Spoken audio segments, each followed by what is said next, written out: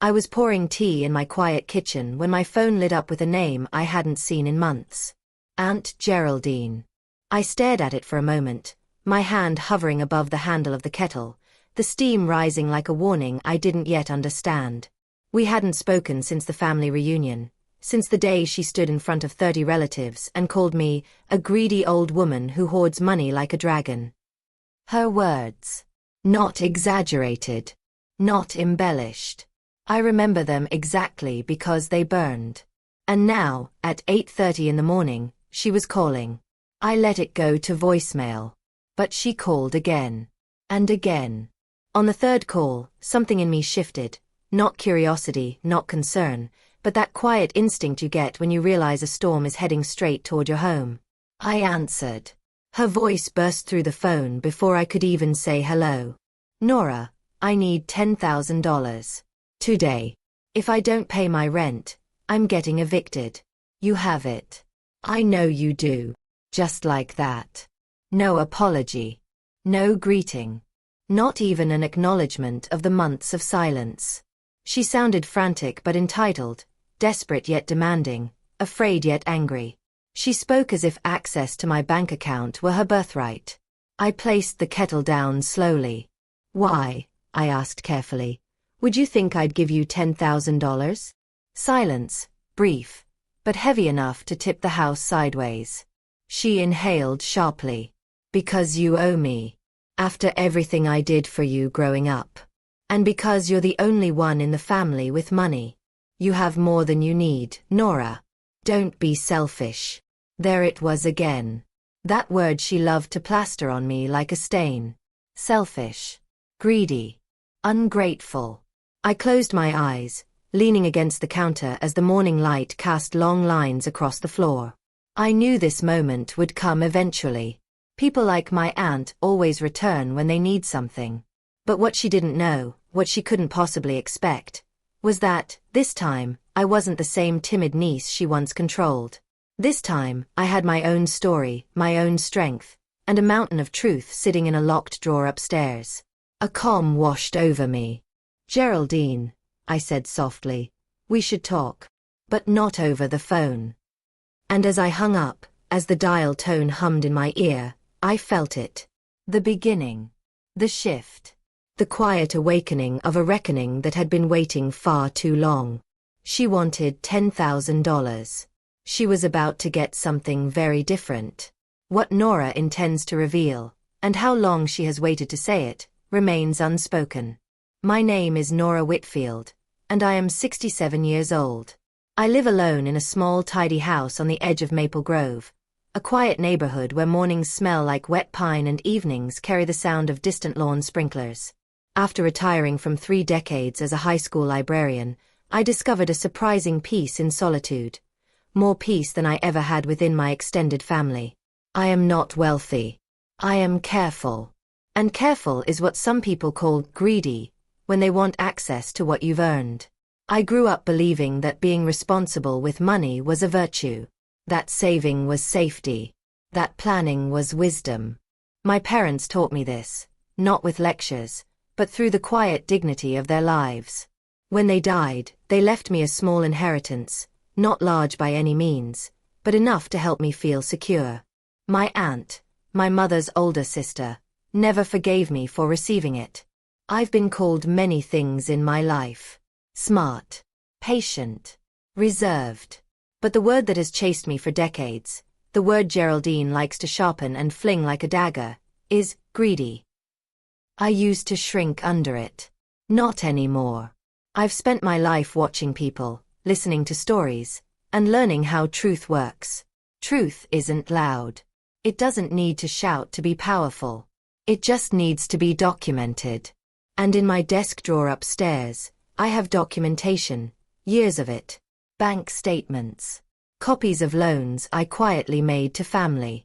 Receipts for debts never repaid. Screenshots of the things relatives said about me when they thought I wouldn't see them.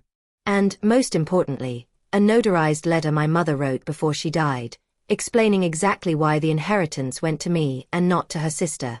For a long time, I kept all of this because I thought I was being paranoid. Now, as of this morning, I realize I was being prepared. When Geraldine demanded $10,000 from me, I didn't feel fear. I didn't feel guilt. I didn't even feel anger. I felt ready. Ready to tell her what I've never said aloud. Ready to lift the stone she hid under for years. Ready to expose the truth she's prayed would stay buried. But I would do it gently, calmly, ethically, even kindly, if she allowed it. This is not a story of screaming or vengeance for the sake of violence. It's the story of a woman who, after a lifetime of being mislabeled, finally steps into the light with the truth in her hands. Before Nora can confront her aunt, she must revisit the family dynamics, where everything began. I grew up in a tightly woven family that believed in closeness, sometimes to the point of suffocation.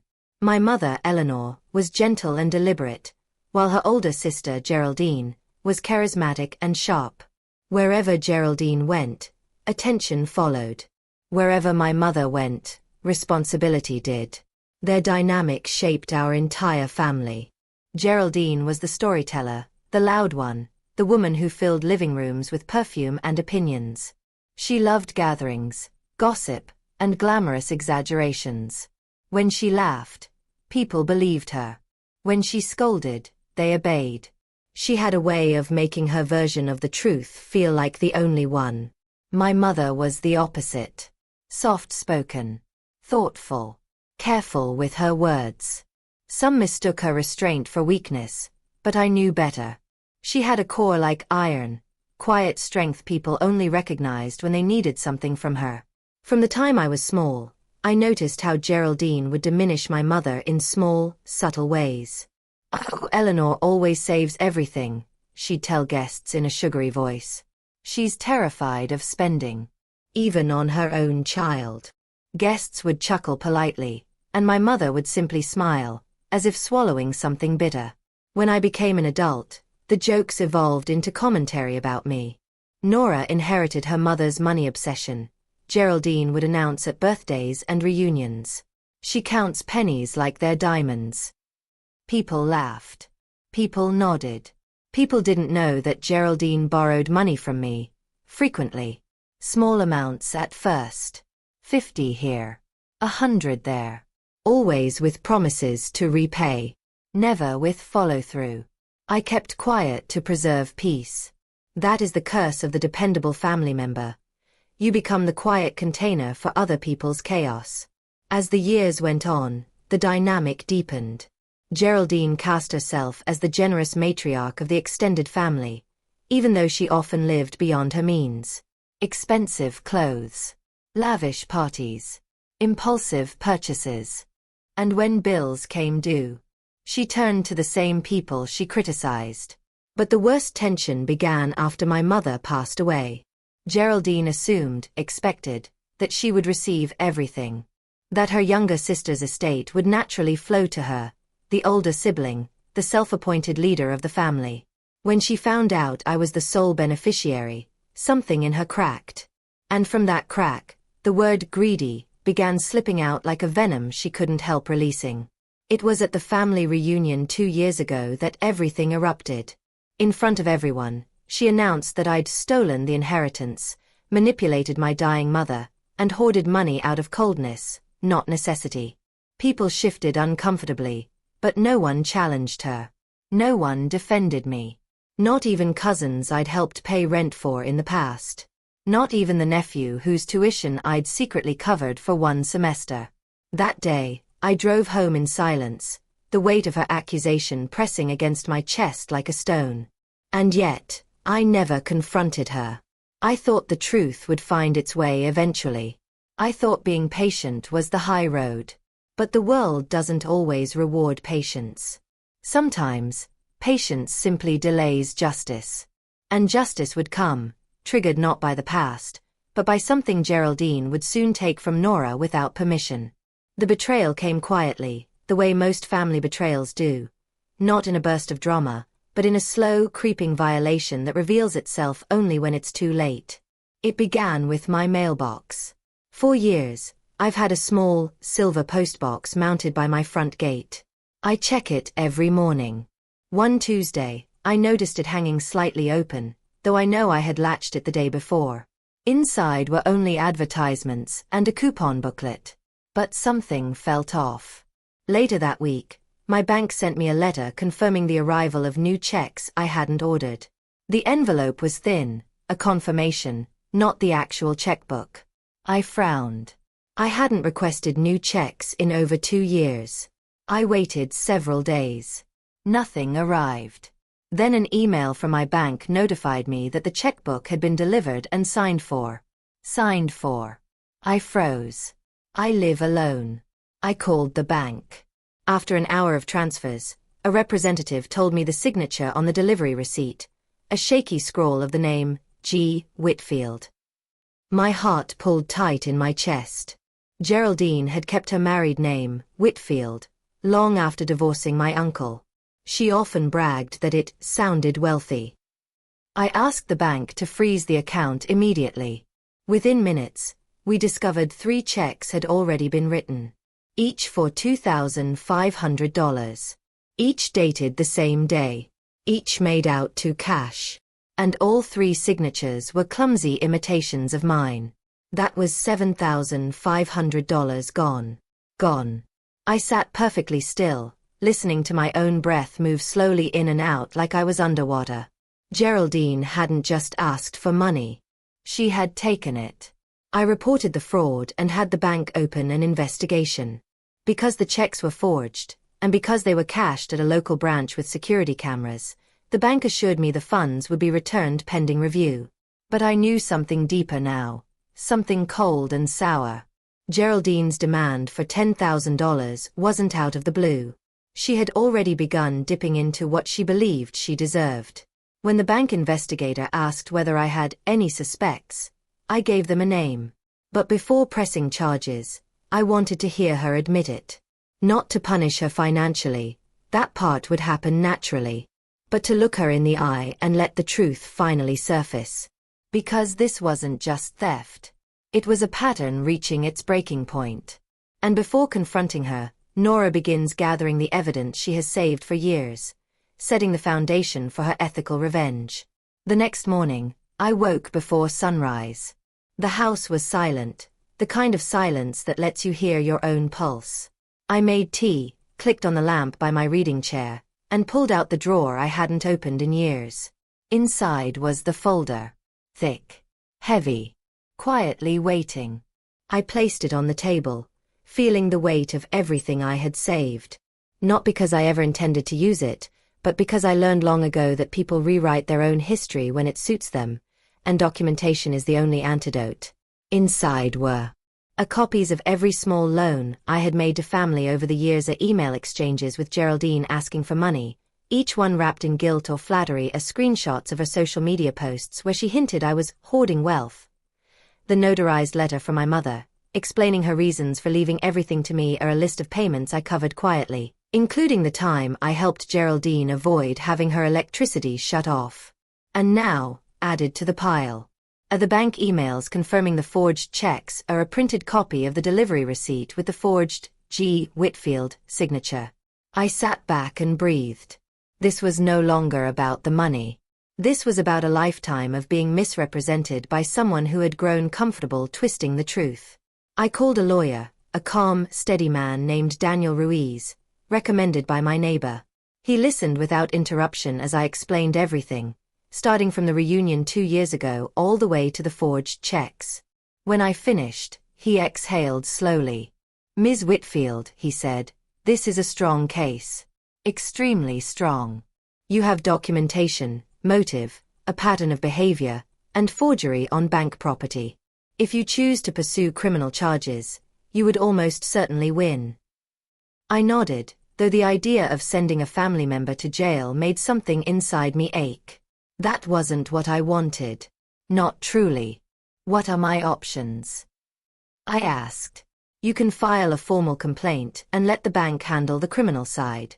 Or," he continued, leaning forward, "you can confront her with the evidence and give her a chance to resolve this privately. Not by paying you, but by admitting what she's done and agreeing to stop defaming you. A private resolution. Dignified. Documented. It was exactly the kind of justice that fit the woman I had become. I thanked him and scheduled a meeting for the following week in case I needed legal backup. But first, there was a conversation that needed to happen face to face. Before ending the call, Daniel added gently, "Be prepared, Ms. Whitfield.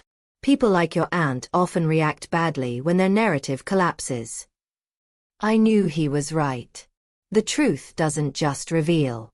It rearranges. And Geraldine had built an entire identity around a lie she told about me. I gathered the folder, slid it into my tote bag, and practiced the conversation in my head.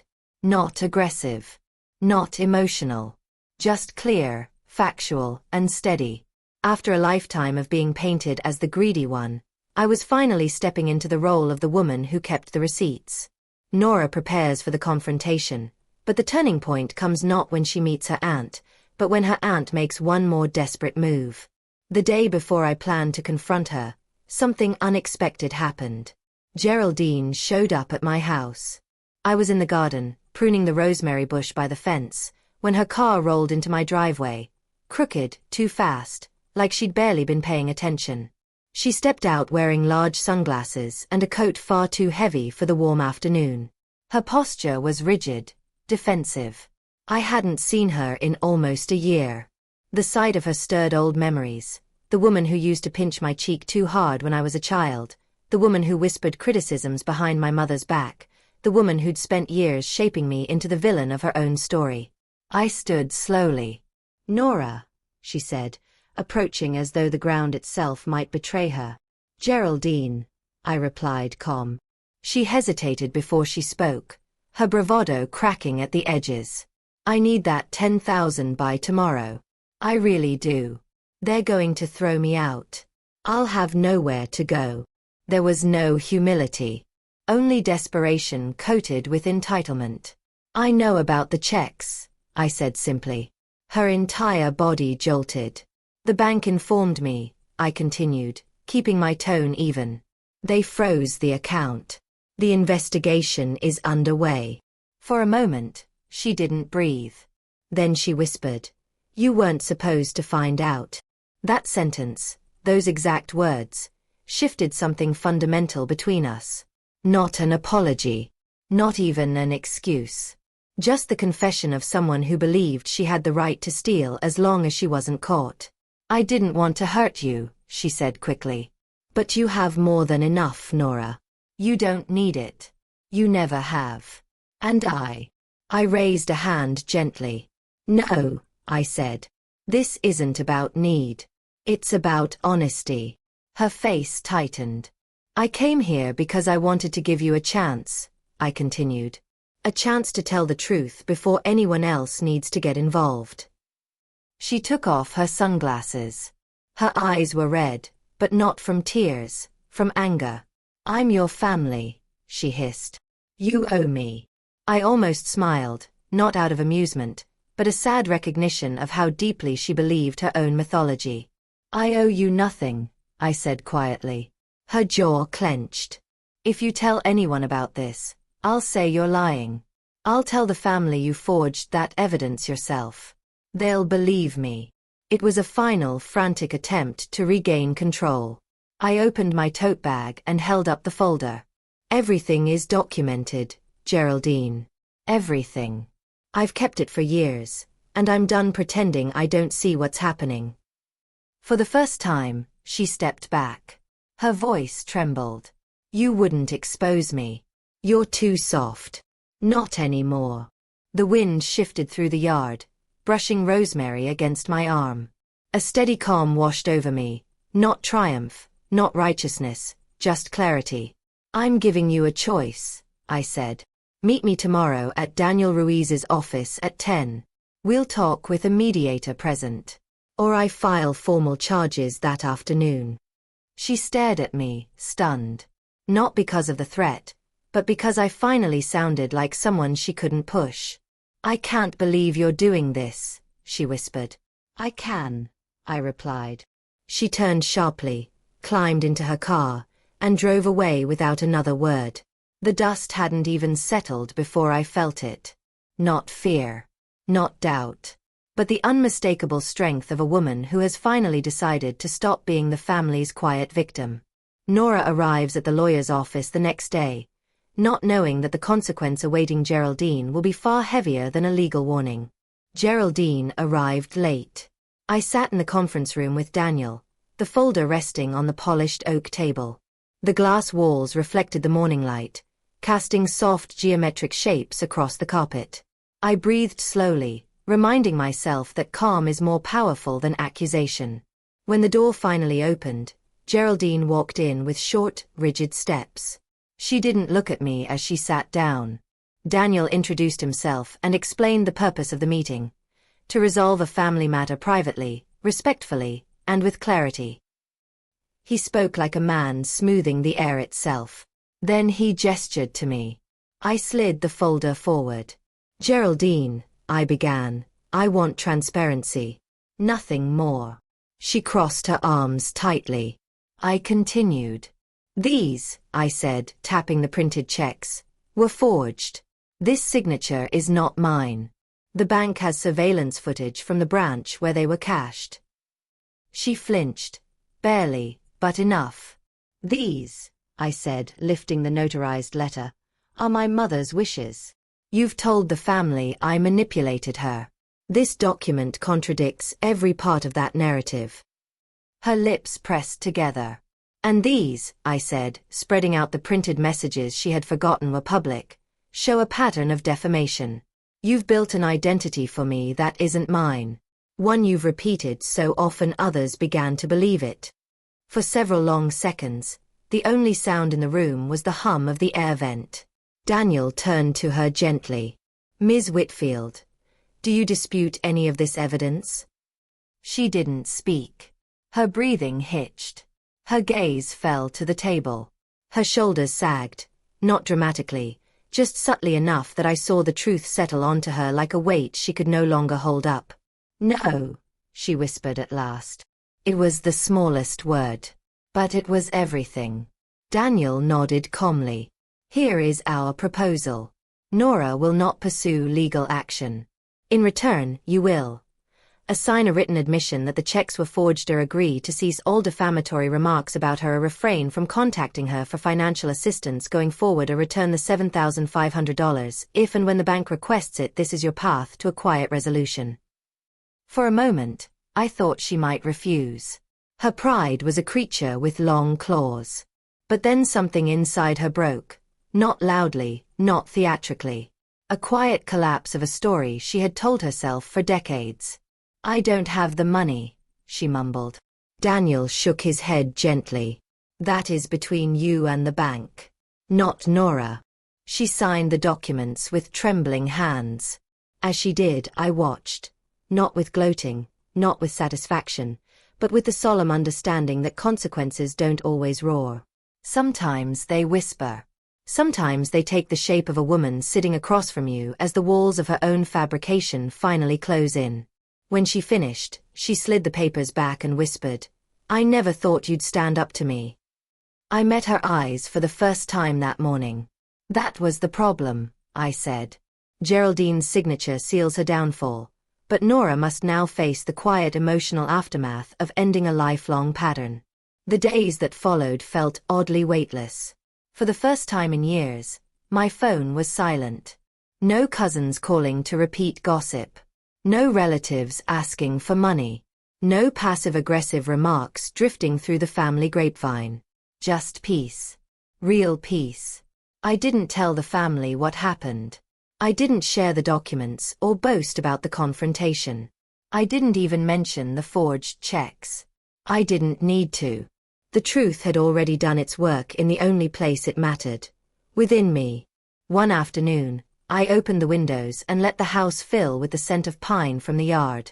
I brewed chamomile tea, sat in my favorite chair, and realized something I had never fully acknowledged before. For most of my life, I had shaped myself around other people's comfort. Their impressions of me. Their expectations. Their judgments. And I had done it quietly, believing that silence kept the peace. But silence is not peace. Silence is just unspoken suffering. By confronting Geraldine, not with rage, but with clarity. I had reclaimed something I didn't even know I'd lost. My voice. That evening, I went through the folder one last time. Not with resentment, but with gratitude for the woman who learned to document her life, who took care of herself even when others tried to rewrite her story. I closed the folder and placed it in a fireproof box in the closet. Not out of fear, but because it no longer felt like a burden. It felt like closure. A week later, I received a call from the bank confirming that the investigation had concluded. The funds would be returned. Surveillance footage had identified Geraldine clearly. They asked if I wanted to press criminal charges. I inhaled slowly, feeling the weight of the decision. No, I said softly. The matter has been resolved privately. The representative paused, then agreed. As I ended the call, a warmth spread through me. Not forgiveness, exactly, but something adjacent. A gentler understanding. I couldn't fix Geraldine. I couldn't rewrite her past. But I could choose my own path forward. And it would be one of dignity. The story nears its end. Now Nora must share the moral she carried from this journey, one born from age, experience, and truth. If you've listened this far, here is what I want you to take with you. People will call you many things in your life. Selfish, greedy, ungrateful, cold. Sometimes they say these words because they are hurting. Sometimes because they want something from you. Sometimes because the truth of who you are threatens the fiction they've built about themselves. But none of those words belong to you unless you accept them. What I learned at 67 is this. Boundaries are not cruelty, documentation is not paranoia, and confronting the truth is not an act of aggression. It is an act of self-respect. My aunt built a narrative about me for decades, and I allowed it to stand because contradicting her felt exhausting, even rude. But silence does not protect you. Silence only protects the lie. The moment I chose to face her not with anger, but with evidence and steadiness, everything shifted. Not because she was defeated, but because I was finally free. Revenge, when done ethically, is simply truth carried to the light. Justice does not always need noise. Sometimes it needs a folder, a steady voice, a calm heart, and the courage to say, this is what really happened. So if you find yourself living inside someone else's story, step out of it. Write your own.